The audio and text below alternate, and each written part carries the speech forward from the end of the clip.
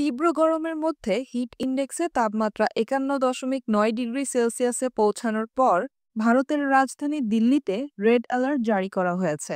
দেশটির আবহাওয়া বিভাগ বলেছে, রাজধানীতে তাপপ্রবাহের পরিস্থিতি চলছে। দেশটির আবহাওয়া বিভাগের পূর্বাভাস অনুযায়ী ১৩ জুন পর্যন্ত এই ভয়াবহ গরমের ধারা অব্যাহত থাকবে।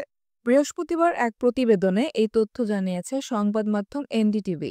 সংবাদ মাধ্যমটি বলছে, দিল্লিতে প্রচণ্ড গরমের দাপটে বুধবার রেড অ্যালার্ট জারি করা হয়েছে। মূলত শহরের বিভিন্ন জায়গায় তাপমাত্রা 40.9 থেকে 45 ডিগ্রি সেলসিয়াসে পৌঁছেছে।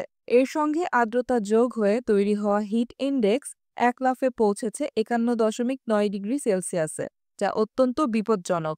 এনডিটিভি বলছে, রেড অ্যালার্ট মানে হলো জনসাধারণকে অবিলম্বে সতর্কতামূলক ব্যবস্থা নিতে হবে, যেমন বেশি পানি খাওয়া, রোদ এড়িয়ে চলা এবং দুপুরের সময় বাইরে যাওয়া এড়ানো।